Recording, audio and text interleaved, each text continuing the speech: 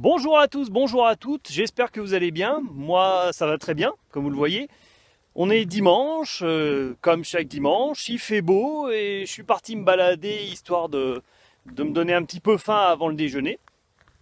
Et en réfléchissant, je me suis dit, tiens, mais pourquoi je ne ferais pas le lancement de la vidéo comme ça? Et ben voilà. Alors, cette nouvelle vidéo, c'est une vidéo Revit Architecture. Et aujourd'hui, je vais respecter ma parole en faisant une vidéo qui va répondre à la demande d'une personne, une vidéo sur les plages de vue et sur la visibilité graphisme. Donc, dans cette vidéo, je vais utiliser, je pense pour la dernière fois, ma maison, que j'ai dessinée, que j'ai utilisée depuis maintenant 20 vidéos.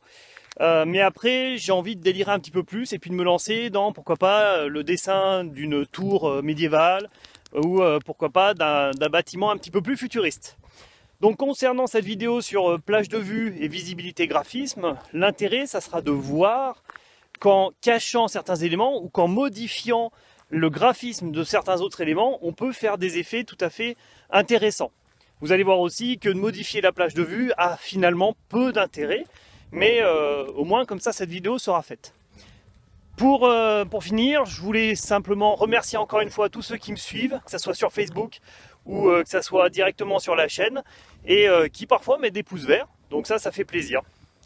N'hésitez pas encore une fois à m'envoyer des questions, j'essaye d'y répondre, j'y arrive pas toujours, mais j'y arrive quand même la plupart du temps. Voilà, bon bah je vais me taire et puis je vais laisser la place à la vidéo. C'est parti!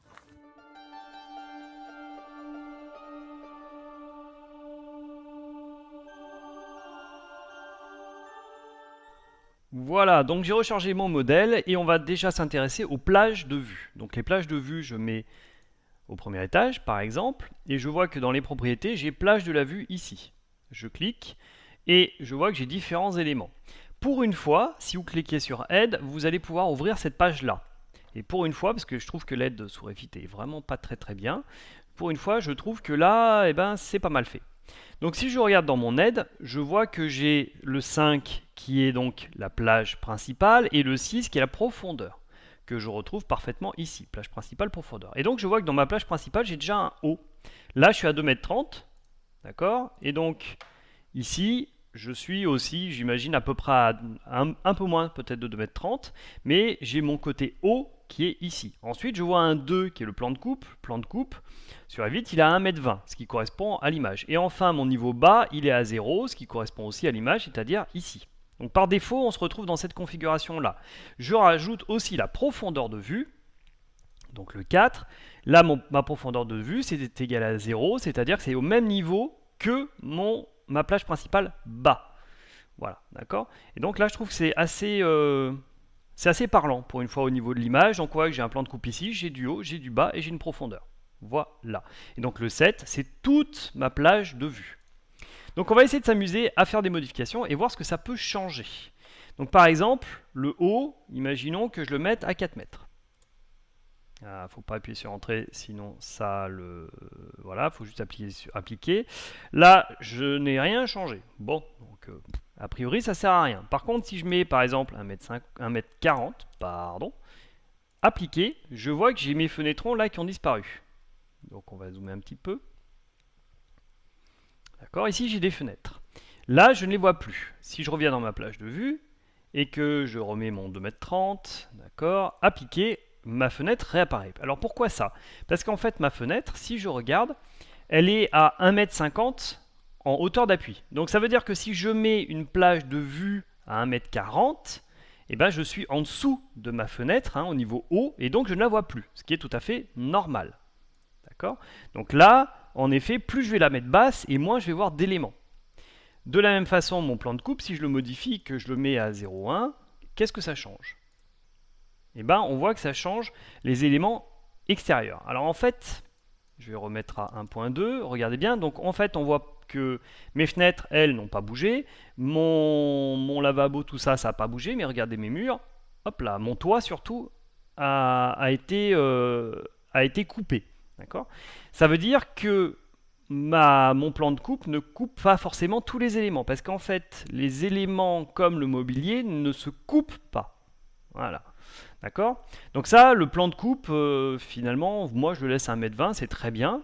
Mais en effet, si je le mets plus bas, je vois que les éléments, notamment le toit, là, a été coupé, c'est-à-dire que je l'ai placé plus bas. Mon niveau bas, moi je trouve qu'il sert strictement à rien. Si par exemple je mets mon niveau bas, oui, je vous ai pas montré un truc, si je le mets à 1,40 m, le logiciel, ben, il va râler. Pourquoi? Parce que mon niveau bas ne peut pas être inférieur à mon plan de coupe. Voilà, donc faites attention qu'il faut toujours que ce chiffre soit plus gros que celui-là, soit plus gros que celui-là. Et si je le mets même à -1, voilà, le bas est inférieur à la profondeur de vue. Voilà, donc c'est la même chose, c'est-à-dire que ce chiffre-là ne peut pas être inférieur à celui-là. En fait, celui-là, je me demande vraiment à quoi il peut servir. Appliquer, voilà, là je suis bon. Par contre, ma profondeur de vue, alors je peux par exemple m'amuser à le mettre sans limite, appliquer. Je vois les pointillés d'en dessous parce que ça c'est la terrasse. D'accord? Donc là, si je me mets sans limite, je vois jusqu'au plus bas possible. Et maintenant, si je mets mon décalage à -2 pour changer, appliquer, voilà. Je vois apparaître les éléments qui sont en dessous. Voilà. D'accord? Donc à quoi ça peut servir de s'amuser avec la plage de vue? Eh bien, ça peut vous servir, je peux mettre aussi -10 là si j'ai envie, hein. Ça peut vous servir, voilà, à afficher des éléments dont vous auriez besoin. D'accord? Donc si par exemple vous avez dessiné un mur au rez-de-chaussée que vous ne dessinez pas au premier, que vous redessinez au deuxième, eh ben vous ne le verrez pas si vous ne changez pas votre plage de vue.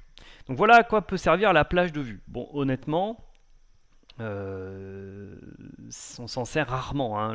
La plage de vue qui est indiquée ici est déjà suffisante. Moi, il y a la profondeur de vue que je peux modifier de temps en temps, justement pour cibler des éléments qui sont en dessous. Un petit dernier élément, si mon niveau plan de coupe, je le mets plus haut, c'est la même chose, hein. Il y a des éléments qui disparaissent parce que forcément mon plan de coupe est supérieur. Bon, c'est un détail. Voilà, d'accord? Donc voilà pour les plans de coupe. Vous voyez, c'est pas très compliqué. Les plages de vue, pardon, c'est pas très compliqué. Je vous invite à jouer avec ces deux chiffres-là, la rigueur, pour pouvoir voir des éléments en dessous, mais sinon ça a peu d'intérêt de changer la plage de la vue. Voilà. Maintenant, on va voir un petit peu plus la visibilité et graphisme. Alors, on va déjà se mettre ici. Voilà, parce que vous allez voir que c'est assez, le cadre est assez gros. Donc pour aller s'amuser avec la visibilité graphisme, il faut aller dans Vue, Visibilité, Graphisme. D'accord? Alors le cadre, normalement, il est plus gros quand on l'ouvre, hein, il est comme ça, vous pouvez le réduire. Bon. Alors l'idée, c'est que je ne vais pas cliquer sur chaque icône, c'est pas ça l'intérêt, c'est de voir un petit peu justement à quoi ça peut servir. Donc, on est dans catégorie de modèle, je peux déjà m'amuser à ne pas afficher, et là je cache carrément toute ma maison. Par contre, je laisse les annotations qui sont dans catégorie d'annotation. Bon, là je vois pas l'intérêt de ce cochage, mais pourquoi pas. Je peux, dans les filtres, rajouter des filtres au niveau structure. Donc je vois armature surfacique qui s'est rajouté. Enfin moi je suis en architecture, je reste en architecture. Et ensuite je vois que j'ai plein de familles qui sont listées. Par défaut, je vous rappelle que topographie, volume sont désactivés. Donc ça, il faut les activer, ça vous intéresse, comme parking, comme plante, à vous de voir. Et sur ceux qui sont activés, je peux les ouvrir pour modifier élément par élément, mais déjà, je peux essayer de modifier la ligne en elle-même. Bon, alors, cliquons sur les appareils sanitaires, c'est le premier, ça tombe bien. Le niveau de détail par vue, donc ici, on voit mes appareils sanitaires, hein. Je vais mettre le niveau de détail en faible. Attention, on va essayer de voir si quelque chose change. J'applique. Ouais, il y a des robinets qui ont disparu. Ah ouais, non mais ça... Hein. Par vue, appliquer. Alors par vue, ça veut dire quoi? Par vue, ça veut dire que c'est ici l'icône qui est là qui choisit. C'est-à-dire que vous pouvez, en cliquant sur cette icône de niveau de détail, choisir des tailles faibles, moyen, élevées de tout le plan. Alors que là, vous pouvez choisir par famille. Bon. À la rigueur, ça peut être intéressant. Le demi-teinte, ça sert à quoi? Si je fais demi-teinte appliquée, je vois que mes traits sont beaucoup plus légers parce qu'en fait, ça me sert à ne pas cacher mes éléments, mais à les rendre moins percutants. Si j'enlève la demi-teinte, vous allez voir que bizarrement, le lavabo, attention, voilà, on le voit un peu plus. Donc ça peut permettre justement de, sans cacher des éléments, de les mettre un petit peu en plus léger et donc de voir mieux d'autres éléments. Je vois ensuite que motifs et lignes, ici en coupe, je ne peux pas les activer. Pourquoi je ne peux pas les activer? Parce qu'en fait, les appareils sanitaires, comme d'ailleurs le mobilier, ne peut pas être coupé. Hein. Quand j'ai des ici, je vois qu'il n'y a aucune coupe. Ils ne sont pas coupés. On ne coupe pas les différents éléments. On peut donc du coup en coupe, on ne le voit pas. Par contre, sur les murs, ici, en coupe, on le verra. Hein. On va le faire après sur les murs. Donc je reste sur ma appareil sanitaire et par exemple je vais essayer de remplacer les lignes. Donc on va essayer de remplacer les lignes, voir ce que ça peut donner. Remplacement d'épaisseur, je vais mettre une épaisseur de 7. Ok, appliquer, voilà, ça fait très très gras.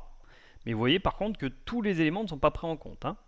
D'accord, vu qu'en dessous là, c'est un mobilier et ça c'est le sanitaire. Là, le logiciel fait une différence. Je vais me remettre à pas de remplacement. Là en couleur, je vais mettre du bleu, pourquoi pas. Et je vais mettre du point au niveau motif. Ok, appliquer. Et donc je vois que j'ai des points et que je suis en bleu. Voilà, donc ça permet des fois, pourquoi pas, de faire une légende en disant, bah voilà, tout ce qui est en point bleu, c'est du sanitaire. Bon, pourquoi pas. Hein, chacun son truc. Effacer remplacement, ok. Au niveau du motif, je vais essayer de changer le motif. Je vais mettre ça dans cette couleur-là. Et puis je vais mettre n'importe quel motif, celui-là. Ok, appliquer. Voilà, ça le remplit. D'accord? Voilà. Donc ça peut servir à voir ou pas certains éléments. Pas de remplacement, effacer remplacement, ok.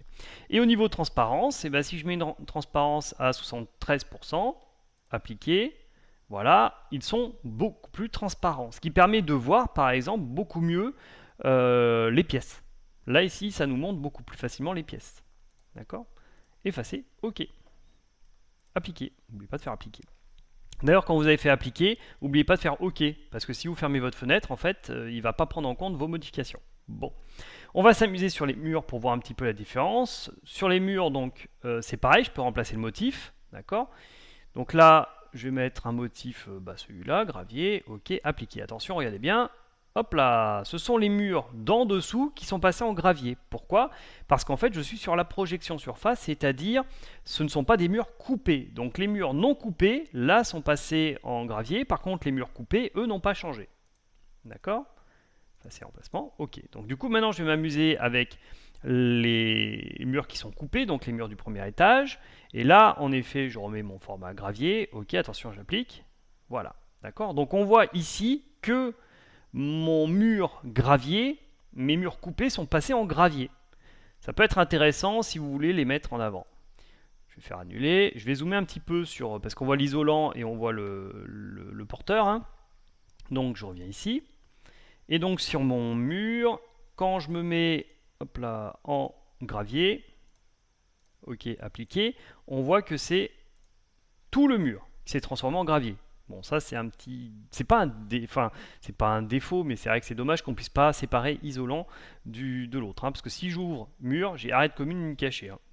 J'ai pas isolant et porteur. Par contre, si je reviens ici et que je cherche par exemple isolant, d'accord, je prends isolant, ok, appliqué, ben c'est pareil, tout est parti en couleur isolant.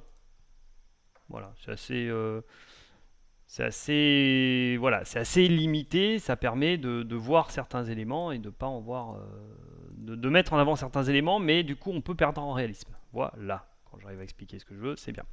Ok, voilà, d'accord. Donc ça c'est pour la catégorie de modèles. Ok. Je dézoome un petit peu et maintenant je vais juste aller m'amuser dans la catégorie d'annotation. Catégorie d'annotation. Vous pouvez vous amuser à cacher toutes les annotations que vous voulez, hein, les étiquettes notamment. Mais ce qui peut être intéressant si vous voulez par exemple un plan d'une image épurée, vous cachez carrément toutes les annotations appliquées. Voilà. Et là on est sur quelque chose de beaucoup plus épuré, beaucoup plus facile à lire. D'accord? Donc ça c'est intéressant. Vous voyez par contre que le EP n'a pas disparu parce que le EP c'est dans catégorie de modèle. Et oui, c'est un peu, voilà, ce n'est pas une annotation du coup pour le logiciel. Donc je vais réafficher mes annotations appliquées. Ok, d'accord. Donc ça peut permettre justement de faire des plans particuliers, des plans qui ne montrent que quelques éléments et pas d'autres. Allez, on va poursuivre avec les derniers éléments. Donc catégorie de modèle analytique. Alors celui-là, ça tombe bien, je ne vais même pas en parler, tout simplement parce que ça concerne la structure. D'accord? Vous voyez, 4 charges appliquées, contreventement, etc. Donc là, ça permet en modèle analytique d'analyser justement la structure avec ce genre de choses. Mais ce qu'on n'a pas ici dans le mode architecture. Les catégories importées, alors pour les catégories importées, je vais m'amuser en 3D. Alors ça peut-être laguer un petit peu du coup les catégories importées, mais on va bien voir. Donc justement, ça concerne ce que j'ai importé, comme ça s'appelle, catégorie importée. J'ouvre et je vois par exemple sol pleureur, tronc, sol pleureur, feuillage, épicéa, feuillage. Donc par exemple, le sol pleureur, on va imaginer qu'il peut perdre son feuillage, appliquer, et voilà. D'accord?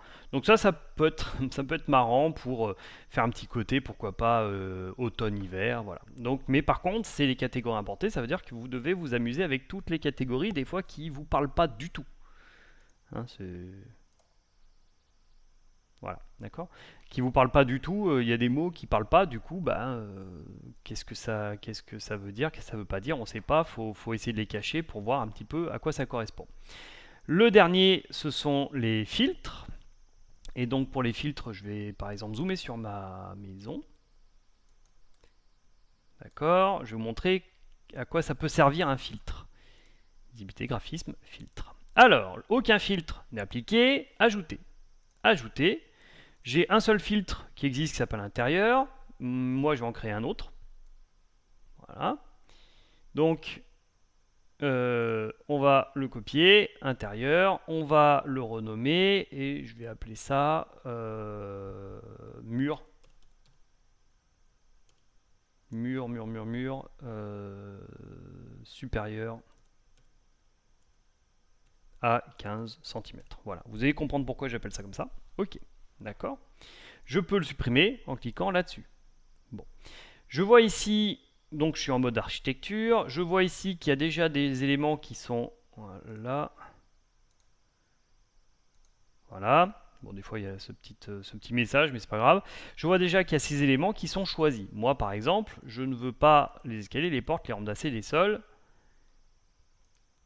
Voilà, je veux simplement mes murs. D'accord? En fait, ce que je veux faire, c'est essayer de voir, de filtrer uniquement les murs qui sont... je veux cacher les murs qui sont supérieurs à 15 cm pour voir. C'est un filtre, quoi. D'accord? Appliquer. Et donc là, dans mon filtrage, je vais prendre la largeur.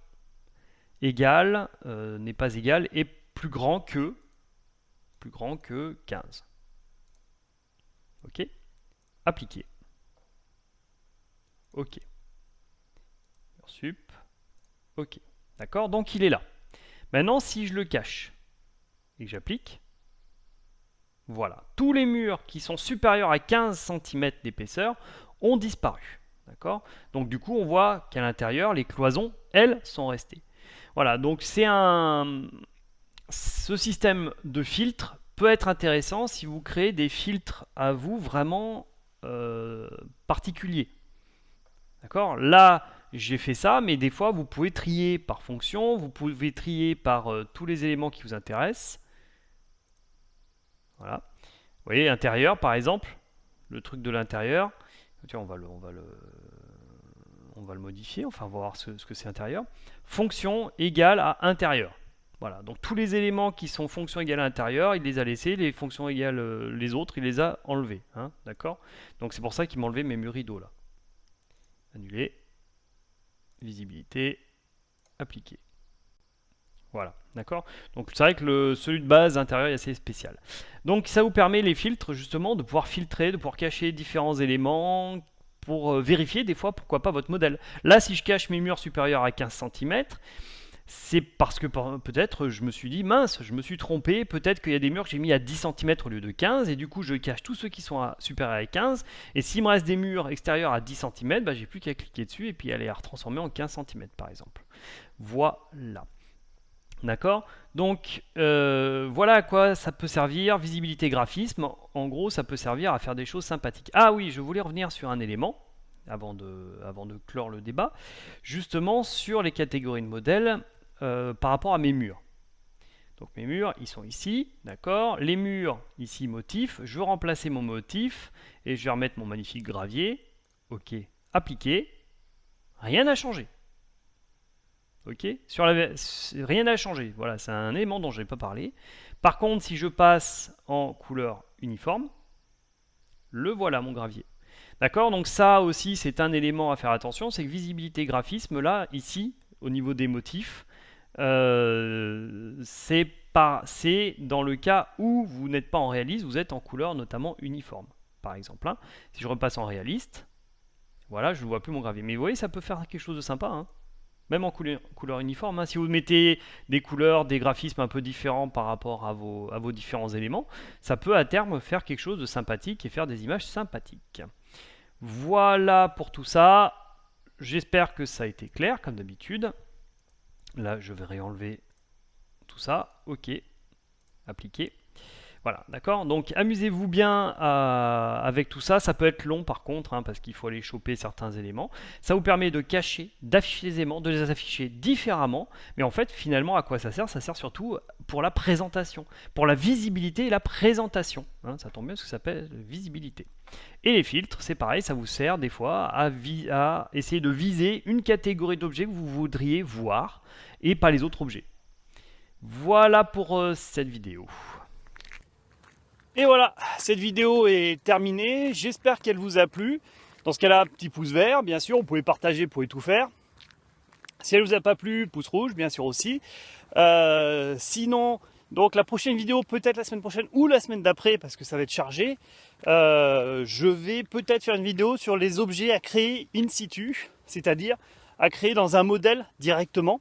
Un petit peu ce que j'ai fait pour les murs rideaux, mais je crois qu'on n'a pas compris réellement l'importance de ce genre d'outils. Voilà, sur ce, j'ai vraiment faim, donc je vais aller me faire à manger et à la prochaine.